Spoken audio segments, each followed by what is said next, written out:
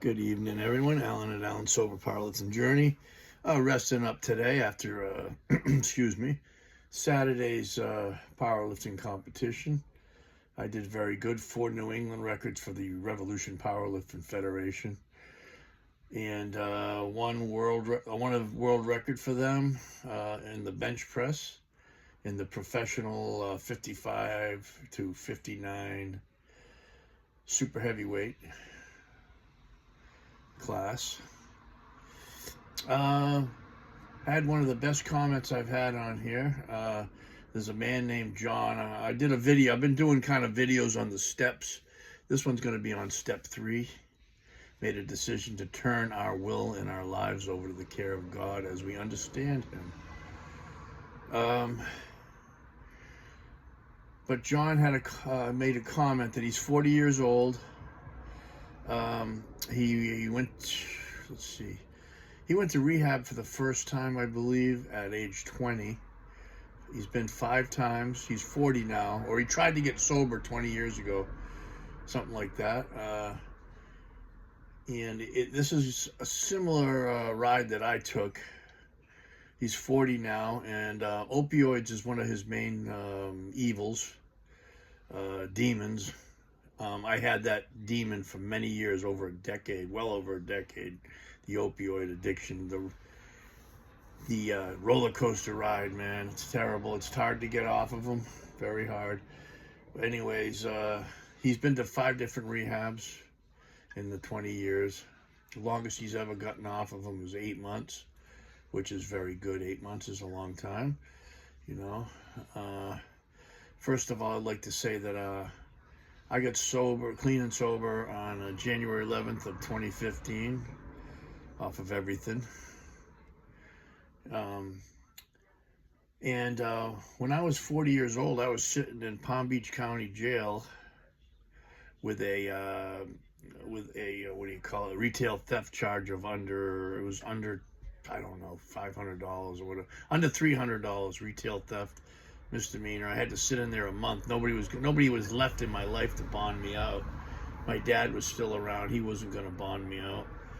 But that's where I turned 40, in there. And I had tried to get sober. Probably the first time was when I was 20 or 18 or 19. I think I was 19. I tried to get sober. And I did put together 4 periods of 1 year, but never got to 2 years. So it's similar, on similar lines, you know. I was in and out of rehabs. I've probably been to, let's see, 1, 2, 3 actual rehabs. 1, 2, 3 halfway houses. One of them I was in like 5 or 6 times, though. So I've been in the nut house 3 times. Detoxes, nut houses, jails, many jails. Went to prison for just less than a year. I didn't get sober until I was in my late 40s. I was 46, actually, sitting in a jail cell with knowing I had to do almost a year. Luckily, it was only a year because I got in some behavioral drug and alcohol program that took time off my sentence when I got to prison. But you are definitely not alone, John. Just never give up. Don't give up, man. Take it from me, man. I've had so many damn bottoms. I could talk for hours on here about the different bottoms I've had on alcohol and drugs. And I know all about the opioid, the roller coaster, the opioid, the pill game, and all that shit, man. It's horrible. It's horrible. There's nothing good about it. You know, you might feel good. We call it getting well when you get your dose or pill or shot or whatever. I shot up, you name it, heroin, did speedballs. I've been all the way. I did the whole gamut, man. I've been there. I've had bottoms on crack like you wouldn't believe. I remember one time smoking crack and doing pills that I laid on the floor, called my ex-girlfriend and said, I'm just going to tell you bye because I probably won't be around too much longer today. I thought I was going to die, you know. I've been into jails you wouldn't believe. some of the places I've been. Some people wouldn't believe it now that they know who I am, Since then, I got a beautiful fiance. I got sober, like I said, in a halfway house with nothing but the shirt on my back. And from there, I got my license back. I got a vehicle. I got a nice vehicle now. I got a beautiful fiance that I love very much. A nice, stable home. I have my own gym. Powerlifting, I'm a referee. I got certified as a personal trainer and as a powerlifting coach. Very good things have happened to me. Okay, now it's the second part of the video. Made the decision to turn our will and our lives over to the care of God as we understood Him. It's just making a decision. Like if you have, they used to say if you have 3 frogs on a log and one of them makes a decision to jump, how many frogs are on the log? 3, of course. He only made his decision to jump off the log. It's making a decision that you're going to turn your will and your life over to God. And that starts very easily. You can get on your knees. You don't have to get on your knees or whatever, but ask God, whatever you call your God. Mine is Jesus Christ, to do His will, and not do your own will. I mean, John and I, before I got sober, and John's not quite there yet,